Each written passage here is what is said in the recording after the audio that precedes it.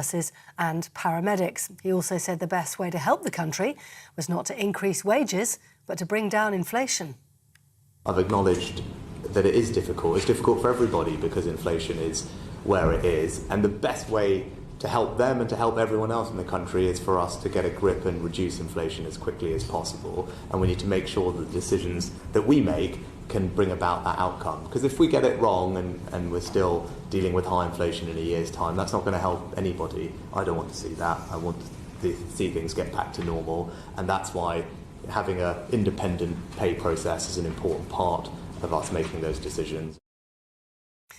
Now, Scotland Yard is investigating an allegation of racist abuse after the Conservative MP Bob Stewart told an activist to go back to Bahrain.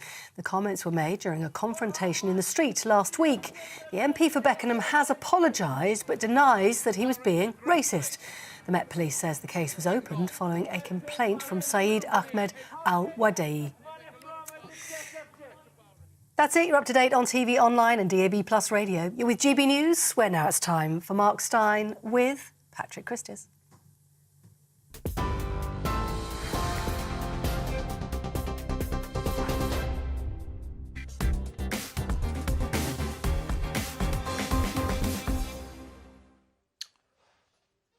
I want to start tonight by saying thank you to our brave military men and women. Thank you for keeping us safe. Thank you for sacrificing life and limb for our security, giving your today so that we may have our tomorrow.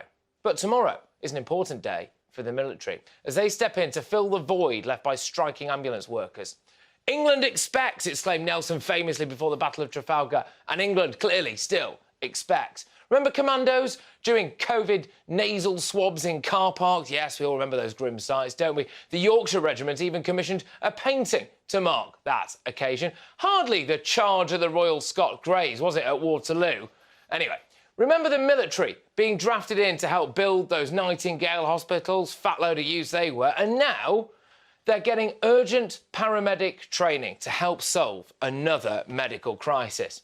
Anyone who signs on that dotted line for the Army, for the Royal Navy or for the Royal Air Force agrees to, if necessary, both take life and put their own lives on the line if and when ordered to do so. That's their job. That's their duty. I don't think they should be expected to fill in, though, for public service workers who are on, in many cases, more money than them and have better living conditions. Tomorrow, elderly men and women will lie in a crumpled heap of agony at the bottom of the stairs. Pregnant women in the final stages of labour, a complicated labour. People suffering heart attacks. They will try to call an ambulance. They will need an ambulance. But it won't be the striking 999 call handlers who take their calls, and it won't be the paramedics who race to the scene. No, yet again, it will be down to our military heroes to step up and do their solemn duty. There is a lot of talk of public sympathy for striking medical professionals, and I get that, absolutely. I have sympathy. There is a genuine case for better pay for them, for better working conditions. But there are moral issues at play here. Firstly, people will die as a result of ambulance strikes. Secondly, there is a moral issue about those people called in to cover their backsides while they do the conga on a picket line, those military heroes. Those people who were sent on catastrophic adventures in Iraq and Afghanistan for tour after tour, 6 months off, 6 months on for some units. Our squaddies went out there, fought toe-to-toe with a determined enemy, saw their friends maimed and killed in the most horrific circumstances. And for certain frontline units, they had casualty rates not too dissimilar to that of the Second World War. I'll give you an example. A platoon of 30 men from C Company, 2 Rifles, had more than half of its members killed or wounded on a single day in July 2009. Many of the veterans of those campaigns are still in the armed forces, and it will be those very people who tomorrow drive ambulances to the most dangerously ill people in society. They will be forced to drop their Christmas plans, abandon their families, abandon their kids, and pick up the slack for striking NHS workers. They will cover so other people can make a point about their pay and conditions. Now, I say, what about the conditions of our service personnel? All too often, they're forced to live in substandard housing. Service accommodation is in a dire state. Water coming through the ceilings, the heating not working for weeks at a time, hot water non-existent, and young children developing viral infections from mould. A private contractor named Pinnacle was awarded a £144 million contract, reportedly, in March to manage Britain's 49,000 service family homes. But Arctic equipment and sleeping bags are now reportedly being issued from kit stores to soldiers' families to cover for the failure of the MOD, or indeed Pinnacle, whose boss, Peregrine Lloyd, earns, apparently anyway, a tidy 320 grand a year and lives in a £2 million house, all right for some, isn't it, to provide adequate housing or timely repairs for those troops and their dependents. Pinnacle, of course, it's important to say, do say that they will do their best to sort out all of those issues very, very quickly. Yet people who come across the channel, by the way, many from countries that our braved armed forces men and women were sent to go and fight extremism, are put up in four-star hotels. Disused military barracks will be used to house illegal immigrants, while homeless veterans shiver on the pavements outside. Our military men and women make the ultimate sacrifices for our freedoms, for our rights. But the fact is that tomorrow, men and women in those famous khaki military uniforms will be keeping the public alive, while other men and women, sometimes on better pay and with better living conditions, take the day off. I'm sympathetic to medical professionals who want better pay, but I don't think that they should hold desperately ill people and our armed forces to ransom to get what they want.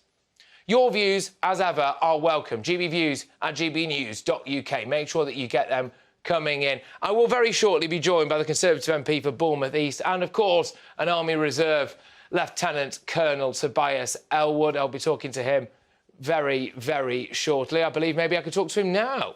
Yeah, Tobias, are you there? I am indeed. He is Can indeed, I just yes. commend you? Can I just commend you on your summary there on the challenges that our armed forces face, not just in stepping forward as they occasionally have to do to support other government departments when strikes take place. Actually, the armed forces that I know actually relish the opportunity to show their flexibility, their versatility to step up, but not when you have rail, bus, highways, border police, ambulance, nurses, and even baggage handlers at Heathrow, all choosing to strike at the very same time. And this is just simply unprecedented. It's not what the armed forces is really designed for, as you say, and it's almost taking advantage of the liberties, exactly as you described. They have a day job to do, to watch our backs. And it was, I think, exposed today, the shocking standards in which some of these people are living with. And we should say that we train them very, very well indeed. Arguably the best in the world, give them fantastic equipment. But some of the accommodation they're living in, both the Army, the Air Force, and indeed the Navy, is really below par. And I'm pleased we had an opportunity today to ram home the message to the government to say we need to be proud of our armed forces. They don't get to vote to go on strike. They've had a menial pay rise indeed. Nevertheless, they step forward. And if we want our armed forces to continue to be the best in the world, we have to pay them well and we have to look after them in sensible accommodation. Yeah, 100%. And Tobias, in just a second, I'm going to get you to outline, if you can, some of the poor conditions that these people are actually living in now. Our brave military heroes and veterans. I am desperately disappointed that one day I'm going to sit here in our other studios in Paddington and I am going to be confronted by images of a shivering homeless veteran doing up a sleeping bag outside a disused military barracks that is going to be used to house people who've just come over the channel. And Tobias, we hear a lot, don't we, about nurses. They do a tremendous job, 100%, no disputing that. We hear a lot about paramedics. We hear a lot about hospital porters and hospital cleaners. But behind all of that and behind all of these strikes, there are men and women in military uniforms stepping in to fill that void. And I would argue that maybe if our list of priorities was done correctly, they should be the ones in line for a pay rise and better accommodation before anybody else. I 100% agree with you, because if you don't look after our armed forces, if you don't pay them well and give them a good accommodation, don't forget they spend more time in their barracks than they do on operations as well. This is, the welfare. This is their family. This is how they, the places where they relax and separate themselves from their day jobs. If you don't look after that, then they will vote in the only way they know how to, and that's with their feet. They will leave the armed forces. And can I just stress that our world is getting more dangerous, not less. We're going to rely ever more on our armed forces. So if we don't look after them, we don't increase that budget to 3%, then we will suffer, not least because of our security concerns and responsibilities, but also because you won't have this backup to step in when the occasional strikes do take place. Tobias, you know, there is an argument that because our armed forces are basically banned from going on strike, that they therefore have less leverage when it comes to getting better pay and better conditions. And I will defend, by the way, to the death, the rights of various different medical personnel or train drivers or whoever else to go on strike. That is an important right, and I get that, and there's lots of freedoms associated with that. But it shouldn't really come down to it, should it, for our armed forces? It should just be a moral duty from our government to look after them. And I can't help but feel, Tobias, right now, why would anyone want to join our military? Well, join our military because, you know, you will learn more about yourself, you would gain in confidence, and you'll be serving your country in the best military in the world. And your nation will be proud of you, as indeed will your parents, when you finally march off the parade square. That's why people should join our military. I get that. But they won't join. Sorry to just let me cut in on that. Sorry, just quickly, because I really want to hammer that point. You say that your country will be proud of you, and yes, people like you and I, we will be, and the vast majority of your average man and woman on the street will be proud as well. But ultimately, it's got to come from the top, and I am sick and tired of hearing about these historic prosecutions, whether or not it's the things that may or may not have happened with our SAS in Afghanistan. We'll have to wait and see the exact nature of those claims. Don't get me wrong, but the likes of Dennis Hutchins, that poor chap who was found not guilty of murder twice it was and died waiting for a third verdict in a hospital alone in Northern Ireland without his family, however old he was. He got a knock on the door one day. You know, realistically, is our country proud of our veterans the way it treats him? Well, I think our country is proud, but we're not so proud in the way that we sometimes do treat them. And it's very, very important that if there are problems, as you touched on with the SAS, they are investigated properly, thoroughly and professionally. And then we draw a line and then we move forward. But this idea that somehow you can go back to events in Northern Ireland that took place over 40 years ago, thinking you're going to conjure up some more evidence, you know, it really is wrong. I served in Northern Ireland. I was there. You mentioned the Rifles. That's my new regiment. I was in the Royal Green Jackets, very proud to be in that infantry regiment. But ultimately, we need to encourage people to step forward and join. But they won't do if they feel if the government hasn't got their backs. And I'd like to think that we're getting back into that place. But back to the strikes themselves, as we say, you know, they are very capable. They are very, very competent indeed. But the scale of all these sectors choosing industrial action at the very same time in the lead up to Christmas, I mean, that's taking political advantage of this. And I do hope that we can, you know, a lot of, I think, support for the nurses and their plight particularly. But let's get back to the negotiations. Let's get back to getting those the pay deals sorted out so we can allow our armed forces to enjoy the Christmas like everybody else.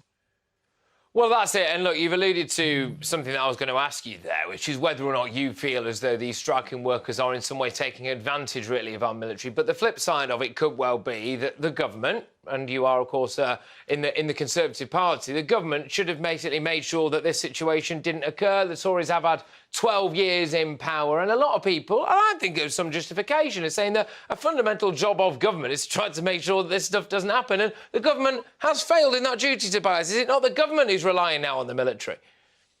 Yeah, I think it's a bit simplistic to say that, if I may. Some of the challenges we're facing here in this country are no different to what we're seeing, you know, across the world. The bill for COVID alone was £400 billion that we were not expecting to actually have to deal with. That war in Ukraine is forcing up food prices because the grain can't get out. Oil and gas prices up as well. So there's some international elements there which any government would absolutely have to deal with. But if you ask me, I'd be wanting to lean in further to help Ukraine put that fire out, stand up to Russia. That will help actually drive inflation down in this country, because oil, gas, and indeed grain, the prices will then, you know, go back down to normal standards.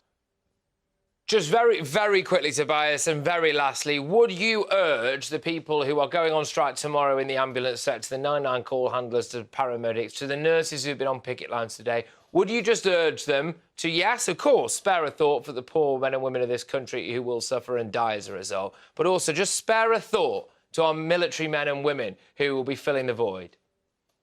Yes, of course, if you need help and support from a medical perspective, make that call, make sure you're looked after, and I'm sure the armed forces will do their best. But what anybody can do to actually perhaps prevent themselves from needing the NHS tomorrow because they can, get through, then that would probably be my advice. Yeah. Absolutely, if you need help, if there is an emergency, make that call. I make that very, very clear. Tobias, thank you very much, as ever. Tobias Elwood, their Conservative MP. Right, coming up, we have plenty more for you, where MPs write to send a letter to the editor of The Sun demanding further action on Jeremy Clarkson. Where were they on some of the more important issues facing this country? I don't hear them piping up with the same kind of vigour when Meghan Markle trashed our monarchy, do you? Rakiba Hassan is here for that. But next, Patrick O'Flynn joins me in the studio to discuss the hospitality staff being sacked at the hands of the Home Office's migrant hotel strategy. Where's their union, people? You won't want to miss it. I'll be back in just a sec.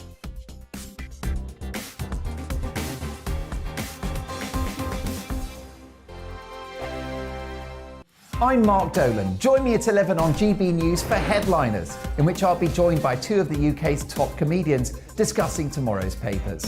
If it's an important story, we'll cover it, but we'll have some fun along the way. Headliners, the late-night paper review that won't send you to sleep like the others will. 7 nights a week at 11 p.m. on GB News.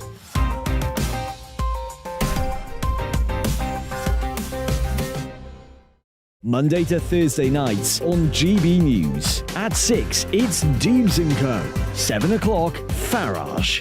At 8, join Mark Steyn. And at 9, Dan Wootton Tonight, followed by Headliners. On TV, radio and online. This is GB News. Monday to Thursday, 9 p.m. till 11 p.m. Join me, Dan Wootton. I'll bring you the sharpest takes and hottest debates. Do you not believe in prison? I don't believe in prison. I'm completely stunned. I guarantee you there'll be no spin, no bias, no censorship. I actually was personally quite offended by it. And no reason to go to bed. So I guess they've always been quite woke. That's Dan Wootton Tonight on TV, radio and online. Monday to Thursday from 9 p.m. till 11 p.m. on GB News. The People's Channel, Britain's news channel. Join me, Lawrence Fox, on GB News. Frank, fun, fearless, and sometimes serious. Much as I love a Friday night punch-up, what I really want is a battle of ideas. I want to look at things differently. I want to hear different voices and engage with your unique experiences. Every Friday at 7 p.m. on GB News. Hello, I'm Esther McVeigh. And I'm Philip Davis. Whether you're watching or listening on TV, online or on radio, we handpick the latest stories, debates and expert opinions for your weekend. So whether that's politics, news or showbiz, we've got it covered. Join us every Saturday morning at 10 o'clock on GB News. Join me every Sunday at 6 p.m. for Gloria Meets. In exclusive interviews, I'll be finding out who our politicians really are and what they really think. It's something that you would never want anyone to suffer. I didn't know what channels there were. I didn't think I'd be believed. I must have weighed about 7 stone and I'm 5'8". My instincts was to sort of cover this up. I mean, clearly that was a mistake. Join me every Sunday at 6 p.m. on GB News, the People's Channel, Britain's news channel. Hello there, it's Eamon Holmes here from Breakfast on GB News. We're not just on your television and your screens, you know. We're on DAB plus digital radio, so you can listen to your favourite shows on the move. If you've not yet listened to GB News Radio, it's very simple. We're on your radio player and TuneIn apps, on your smart speaker, phone or tablet, or online at gbnews.uk. Take us with you wherever you go. GB News Radio. You never have to miss a moment of the People's Channel.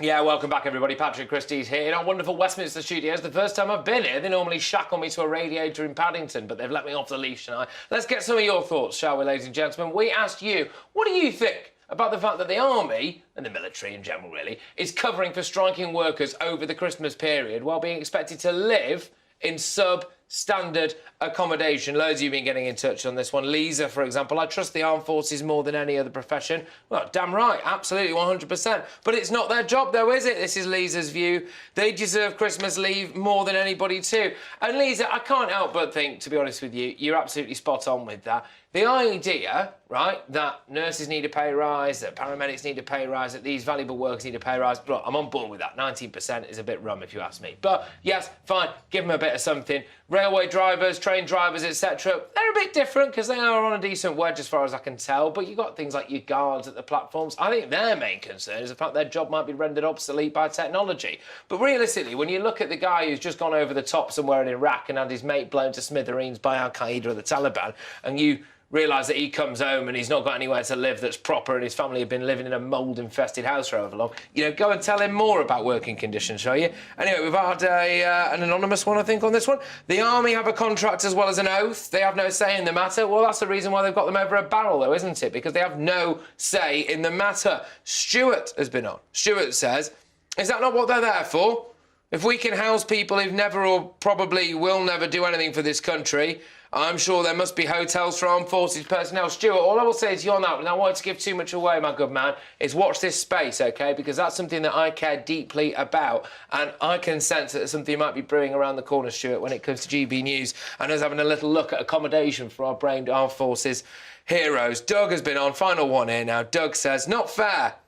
Even though they are fully trained, but what alternative is there? Well, Doug, the irony of that, by the way, about them being fully trained, is that supposedly, the latest reports I've read, is that military personnel won't even be able to put the blues and twos on, run a red light or speed. So basically, if you are ill and you can, drive yourself to hospital, because by the time you've waited for a para to pull up as a paramedic, well, you might as well take yourself there, but there we go. Loads of you have been getting in touch, of course, and yes, there's fantastic emails coming in thick and fast. They aren't in the public sector or deemed to be key workers. This is our next topic, though. Get a load of this. They aren't in the public sector or deemed to be key workers, but hospitality workers are essential to the very fabric of this country's economy, especially in places like seaside towns, and they are being completely shafted by the government.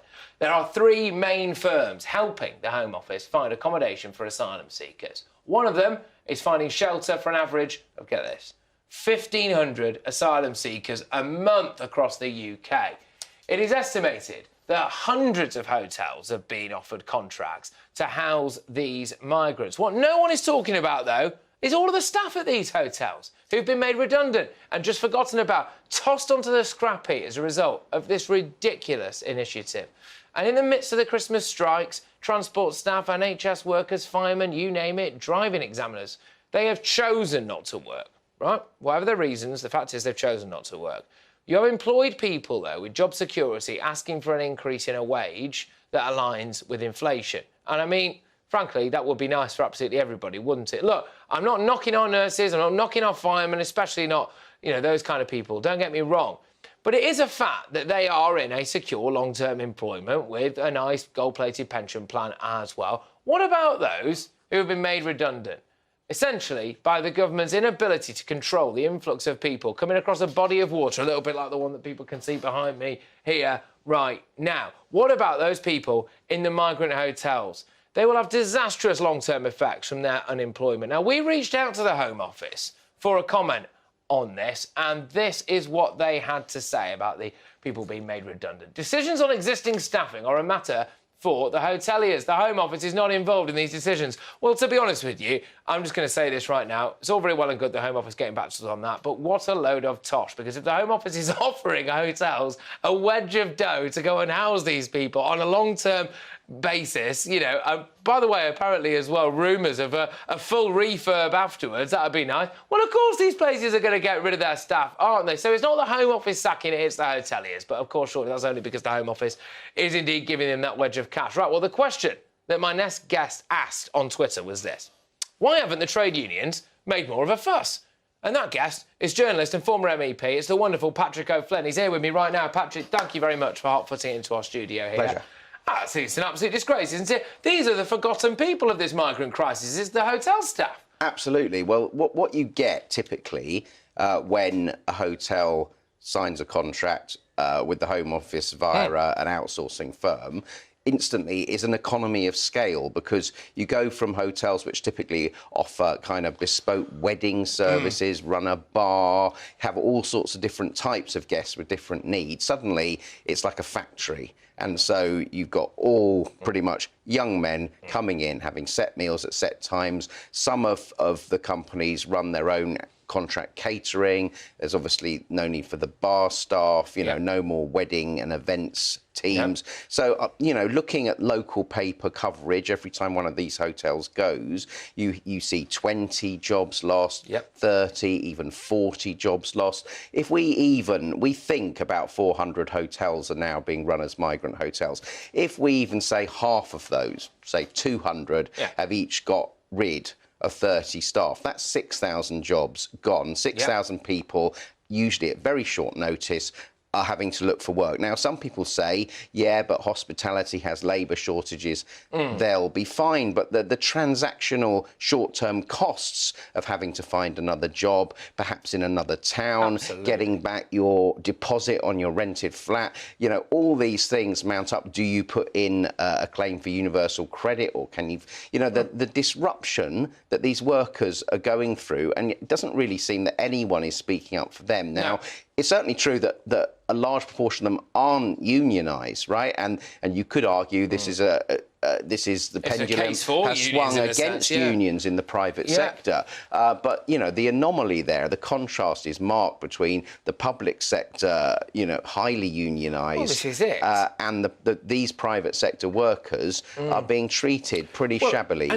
the government. It's another knock-on effect. However many million it is a day, I mean, the figure seems to jump between £6 and £7 million just for the hotels themselves, so these people coming over the channel. Well, then you factor in the cost of picking up a load of these people in the channel, right? OK. And then you factor in the cost to the wider economy. So, for example, where I'm at, Maidenhead, actually, I've covered this before. Well, there's one kind of, I would say, really sizable hotel there. That was the Holiday Inn. That's now all migrants. So anyone who wanted to come and stay, whether it was for business purposes or family or whatever, that's out of the equation. The effect to the local economy there is vast. You then end up with a load of people potentially on benefits who are there. There was a health and leisure club in there. Well, all of the staff there will go as well. And you start adding it up and up and up, and it's shocking stuff. It is. And funnily enough, Priti Patel, when she was Home Secretary, one thing she looked at, which people like me were pushing for, was to set up a large offshore processing installation on Ascension Island, which is a British overseas territory. Now, I assumed it hadn't gone ahead and it was called unfeasible because perhaps the Americans objected and they share our military base there. But I was told by a very well-placed government source this week that that wasn't the case. The reason it was blocked and judged unfeasible was simply the Treasury didn't want to cover the cost. Right, without even working out, hang on, we need a deterrent here. So we're now spending £6 or £7 million a day running, the hotels as sort of nationalised migrant hostels, when they could have been very quickly establishing a large-scale deterrent.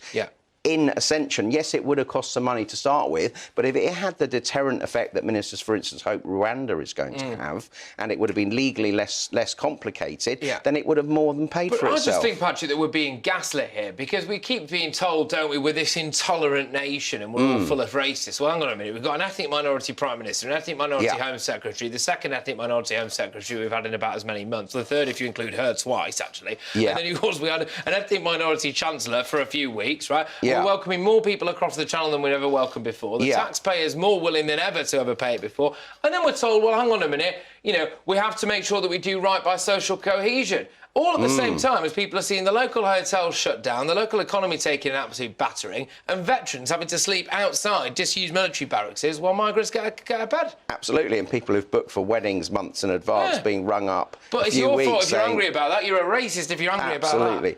And the final point I should mention is I believe the person in charge of the Treasury, when they said, no, this is unaffordable, at least for part of the time, a certain Rishi Sunak. So are we really to believe his heart is in this plan that no one who comes illegally should get to stay in our country? Well, my jury's out, but it's leaning against believing him. He needs to show us that he's serious. Just on this, then, do you think that the government should be stepping in? Let's say that people have lost their jobs at these hotels as a result of the migrant hotel policy.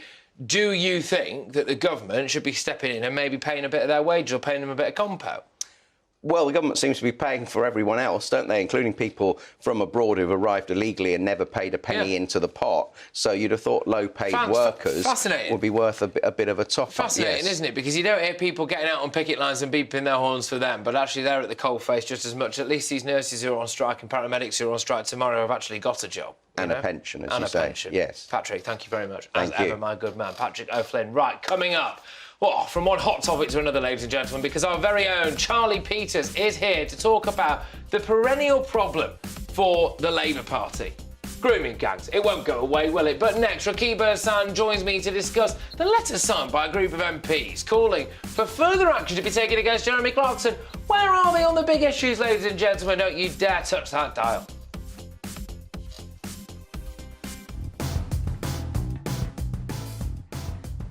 Coming up on Damn Wotton tonight, is Rishi Sunak right to hold out against striking health workers, or should he come to the table? Plus, true blue Tory Jacob Rees-Mogg joins Dan live in the studio to tackle the biggest issues facing Britain and the Conservative Party. And Nigel Farage reveals the winners and losers of a political year like no other in the What the Farage Awards. That's Damn Wotton tonight, 9 p.m. to 11 p.m. on GB News.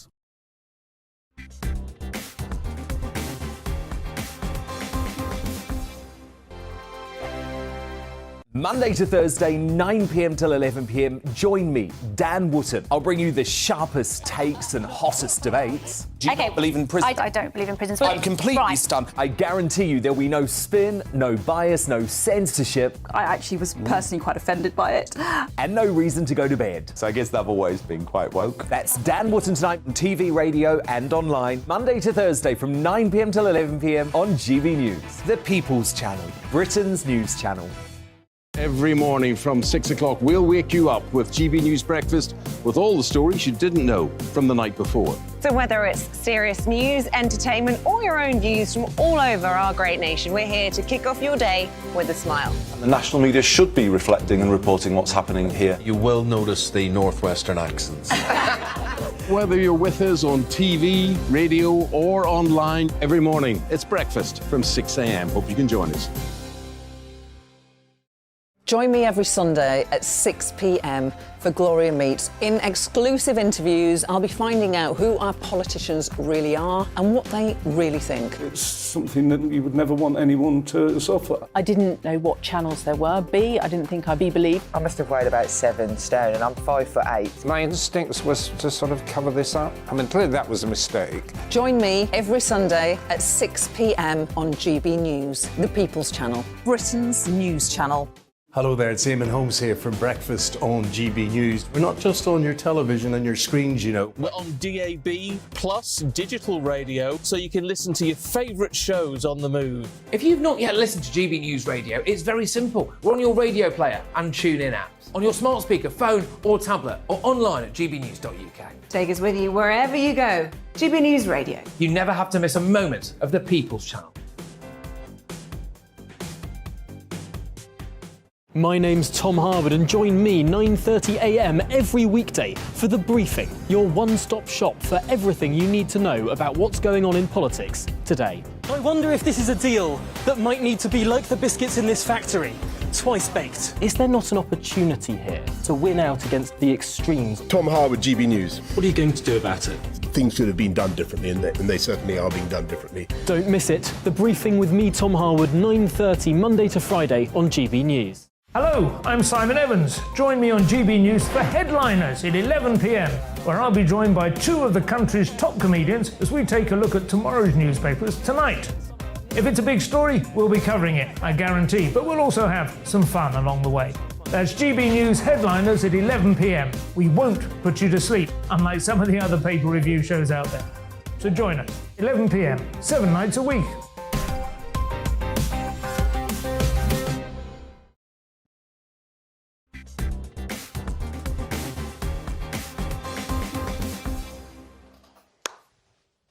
Right then, welcome back, ladies and gents. Those in glass houses shouldn't throw stones, should they? That's how the old adage goes. Well, how about the glass houses of Parliament? Because a group of MPs have co-signed a letter addressed to the editor of The Sun denouncing Jeremy Clarkson's piece about Meghan Markle. So the letter states, get a load of this, "We cannot allow this type of behaviour to go unchecked any longer." Yeah, bit rich. Anyway, we welcome the Sun's retraction of the article. We now demand action is taken against Mr Clarkson, and this is how it goes, isn't it, ladies and gentlemen? This is how it goes. You get an apology, you get a retraction. Well, there you go. Now we've got to have more. We can't possibly just stop at this. I want Jeremy Clarkson to never work again. I want his missus to leave him. I want his kids to hate him. Although, to be fair, it sounds like his daughter might already do that. Anyway, I understand that Mr Clarkson's words were unpleasant and have only fuelled Harry and Meghan's unrelenting victim narrative. But the tone of this letter seems to be suggesting something rather sinister. A group of legislators who are meant to serve the British public, by the way, a huge chunk of the British public hate Meghan Markle, right?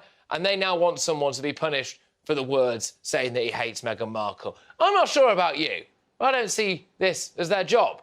They aren't our school teachers, are they? Oh, give them a little slap on the wrist. No, they aren't there to regulate or punish speech. The letter accused Mr Clarkson of directly contributing to a climate of hatred and violence. Now, to be honest with you, that to me seems like a bit of a slippery slope. Shall we look at some of the signatories, shall we? Right, here we go. So, Claudia Webb. A woman convicted of harassment after threatening another woman with acid.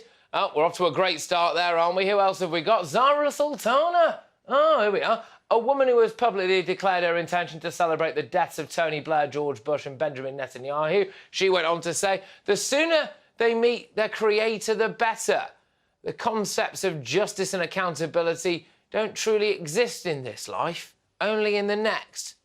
That's a bit sinister, isn't it? I mean, she did go on to apologise, but then again, so did Jeremy Clarkson, in a way. And finally, we've got Exhibit C. There we are. Absana Begum, the woman who not only remained in her Tower Hamlets council flat while earning 80 grand a year as an MP, but also shared a post referring to the House of Sound's Zionist Masters. Well, that's a rose gallery, if ever I've seen one.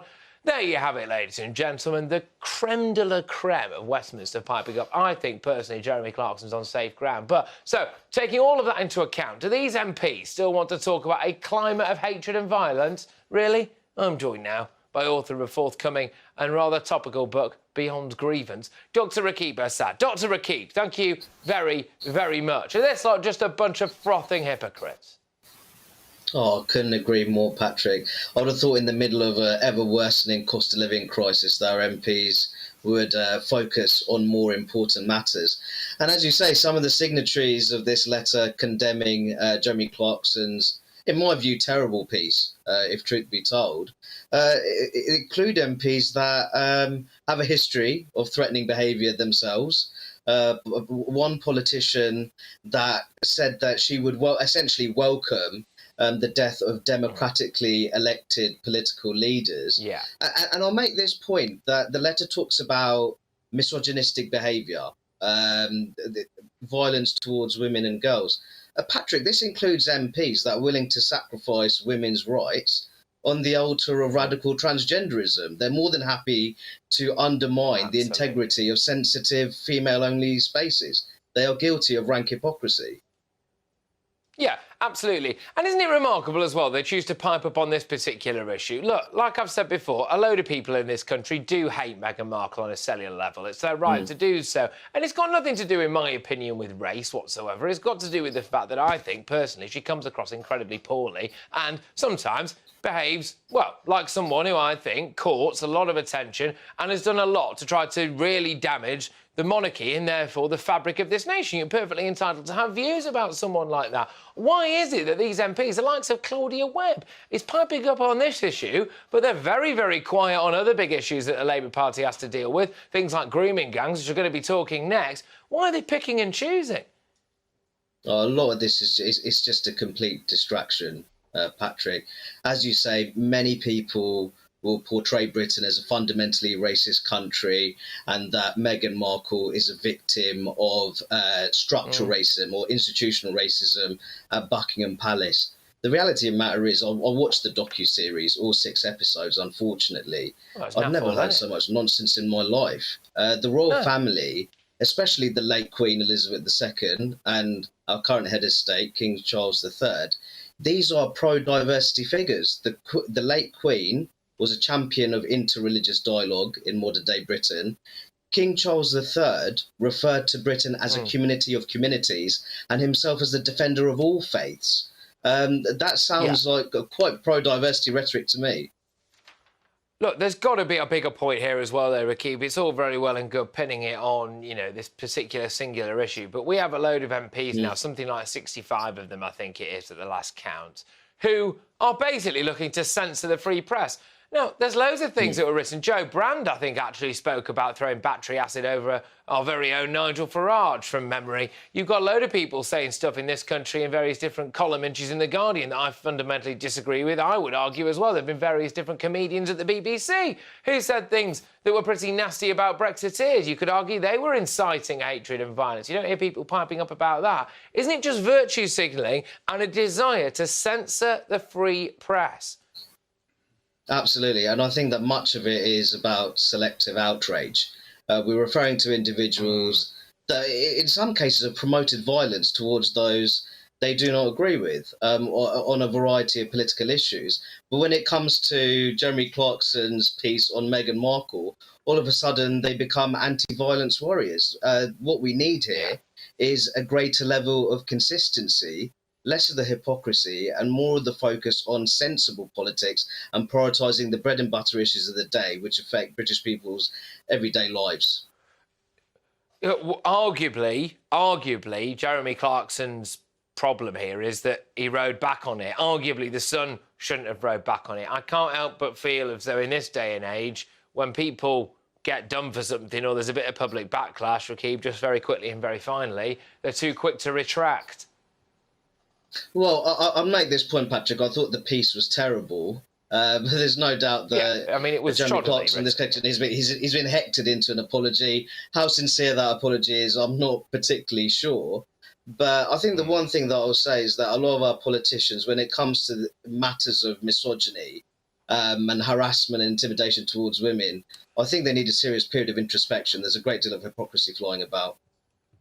Yeah, I agree. Look, Rakib, thank you very much. Always a pleasure, my good man. Rakib Hassan there, just discussing the fact that a load of MPs have decided to cry misogyny and hatred against women over Jeremy Clarkson's messages about Meghan Markle. But where are they when it comes to our next topic, ladies and gentlemen? Because up next, it's Charlie Peters. And trust me when I say you do not want to miss this. Yet more revelations. When will it stop? If the Rotherham MP candidate selection scandal. Ladies and gents, just think about women's rights. Just think about the issues when it comes to young, mostly working-class white girls in this country at the hands of vile, depraved grooming gangs. And what happens there in a lot of places? People try to cover it up. They wouldn't want to stoke racial tensions. But a bloke who's probably had a couple of drinks says he hates a woman in the Sun, and all of a sudden it kicks off. Double standards much. Plus, of course, while you're at it, make sure that you give me a good pummel. Get in touch, gbviews at gbnews.uk. You, ladies and gentlemen, can ask me anything. Don't be shy.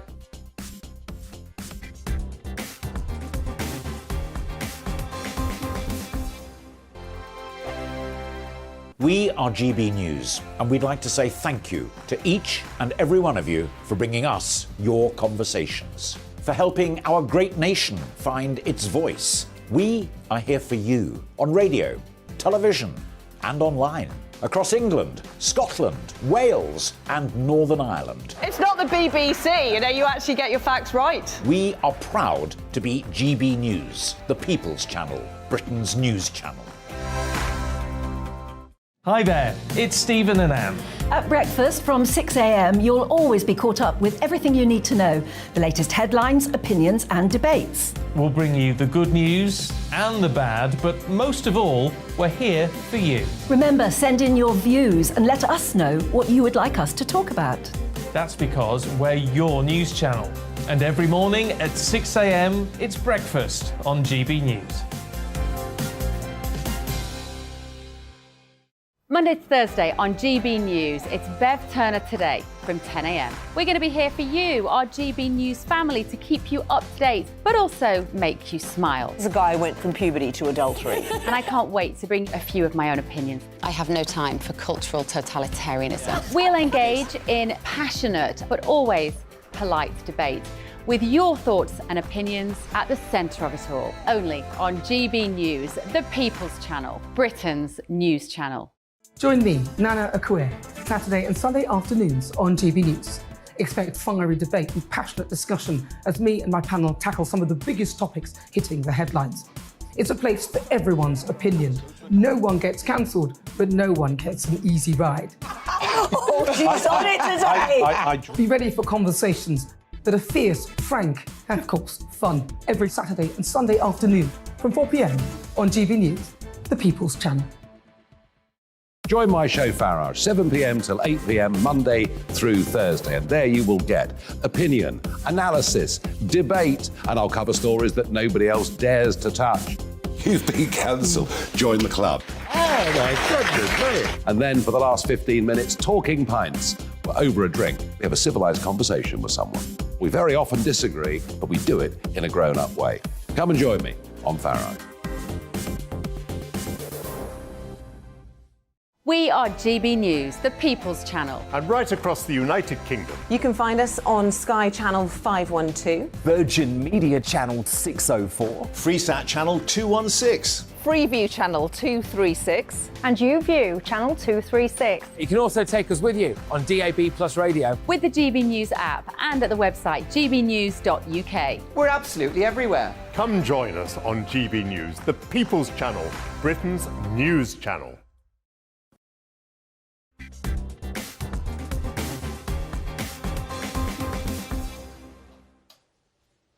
Welcome back, you wonderful lot. Now, last week, our very own Charlie Peters broke an exclusive with us right here on this very show. Rother Valley Councillor Dominic Beck, one of the many who resigned following the old Casey report, which outlined Rotherham Council's failures in response to the revelations from the town's rape gangs scandal, grooming gang scandal, as it's probably better known, was chosen remarkably to stand as a parliamentary candidate for Labour at the next general election. Naturally. I mean, who could think of anyone better? Anyway, this was not only backed by Labour leader Keir Starmer himself, but today it's been revealed that another councillor who was also in the disgraced cabinet following the report, Emma Hoddinott, also had a part to play in his selection. Charlie is here right now to tell us more on this. I'm going to lob it over to you. You're the expert on this. Take it away. So, Patrick, Emma Hoddinott joined the council in 2012. Dominic Beck, the selected parliamentary candidate, joined in 2011. Now, neither of them was a cabinet member when the Alexis J report came out in 2014. This report exposed the extent of the scandal in the town. It found, at a conservative estimate, that 1,400 girls had been raped from 1997 to 2013. They'd also been trafficked, tortured, abused and exploited relentlessly, some of them as young as 11. Ugh. Naturally, because the council and the police had covered up these crimes during that 16-year period, the entire cabinet at the time resigned, the council leader apologised, and eventually also the PCC, Sean Wright, left his role. But to fill the void left by that cabinet, they brought in an appointed cabinet which included Dominic Beck, this candidate, and Emma Hoddinott. So Beck was given a business role, but Emma Hoddinott was made the deputy leader. Now, with the council in disgrace, the government commissioned Dame Louise Casey to review its performance, and she found in February 2015 that the council was in denial. It had failures both past and, crucially, present during the period when Beck and Hoddinott were involved. Well, just on that point of being in denial, right, we reached out, naturally, to Councillor Emma Hoddinott, councillor for Wickersley North Ward, Rotherham, apparently. Yep. I was going to read a statement. I can confirm I was a member of the selection committee for the recent parliamentary selection in Rother Valley. However, the committee does not select the candidate. They are elected by a vote of all members in the constituency. And this is, I think, where it gets a little bit interesting, Charlie. I have never worked for Rotherham Council. The failings in Rotherham in the past were awful. There have been transformational changes since the Labour Group commissioned the J report in 2013. We remain committed to tackling the heinous crime of child exploitation. We then, as a matter of quite urgent concern, decided to check that out, and we got a response from a Conservative councillor who said she's never worked for the council but is a councillor for Rotherham. Yes, so I think she's being facetious, essentially. Right. Well, she's doing a bit of spin, a bit of wordplay. Now, as an elected official, you're working in the council. You know, you're working to direct the administration of the institution. But instead of admitting to this, this is a bit of spin. This is trying to shed away the responsibility for what went on at the time. It's inexcusable, really. OK, so the overbearing concern here, and this is where I want you to fill this in for me, is that we had a whopping great big grooming gang scandal, probably the most shocking, or one that brought what has turned out to be a national grooming gang scandal to light in the first place, and that wasn't particularly well dealt with at the time, and indeed some of the people who should have dealt with that better at the time are now about to be in positions of power again in that same area. Correct. And most shockingly, you know, when the Casey report was released, it found that 70% of the councillors at the time were in denial over Alexis Jay's report. They refused to accept that 1,400 girls, at a conservative estimate, I think actually, from my own research, the figure is closer possibly to 2,000. But they denied it. They said it wasn't the case. And Dame Louise Casey herself found that some members of the cabinet, we don't know who, but the cabinet that Emma was deputy leading, this Councillor Hoddinott, found were in denial, were in absolute denial. And why were they in denial, Charlie? Well, why were they in denial? Is it because they didn't want to maybe front up to it themselves? Is it because they didn't want to deal with it? Or is it because they didn't want to, here's the words, stoke racial tension? Well, I think all three are there. You know? Those are all absolutely what happened, unfortunately. Concerns about ethnicity were rife. Taxi drivers of Pakistani heritage were described as men of a certain occupation, of a certain ethnicity. They were very vague throughout the time. And the Casey report exposed that there was bullying, there was sexism, all of these cultural denials were rife, and it was not fit for purpose. It was wholly unacceptable. It was incapable of delivering its goals. It was incapable of reacting to the Jay report. And you know, I think if you are in the cabinet for a council, you have collective responsibility for that institution's culture and for its actions and for the views, quite frankly, of its senior members. Well, and ultimately, whilst the Labour Party obviously says that it takes these things very, very seriously and that, you know, changes are going to be made, etc., etc., etc., the fact is that ultimately, at the end of the day, if you're a young, vulnerable, working-class white girl in a town like Rotherham, you could argue that you're not particularly safe when it comes to these grooming gangs. No, indeed. And we have a film coming up next year exposing this scandal nationally, and I've spoken to victims and survivors from Rotherham who believe that this is still going on. Now, I'm sure that the Labour Party has made some changes in Rotherham, the council has made some changes. I mean, Emma Hoddinott calls them transformational, but how transformational can you really be when people who were implicated in failing to deal with the reaction from the Jay report are still there and could be coming to Westminster? Well, there you go. Look, Charlie, thank you very, very much. Charlie Peters, watch this space when it comes to Charlie Peters, because he's going to try and blow the lid off what is an absolutely national scandal. Other people aren't covering it, but we certainly are. Right now, Dan Wootton is here to titillate your Tuesday. I believe we can throw it back to him in our Paddington studios right now. Dan, what you got for us, my good man? I know we're missing you here, Patrick, but you're looking suave there with Westminster behind you. I'm very jealous. But look, speaking of Westminster, we've got a big show tonight. Jacob Rees-Mogg on what has been a tumultuous year for the Tories. And also, Patrick, I'm really looking forward to this. It is the What the Farage Awards 2022. Nothing woke, no virtue signalling, just Nigel Farage revealing who has tickled his fancy and really infuriated him this year. Dan Wootton, you absolute legend. Thank you very, very much. Have I got time for a quick pummelling, maybe? Yes, pummel the Patrick. Tim says, what happens when an irresistible force meets an immovable object? Not quite sure what you mean by that, but I think what that means is that you really get me. Right, thank you very much, everybody. I've been covering for Mark Steyn. I'll be back again tomorrow, ladies and gentlemen. I'll also be back on doing 3 till 6. I hope you have a wonderful evening, and make sure you tune in for Dan Wootton.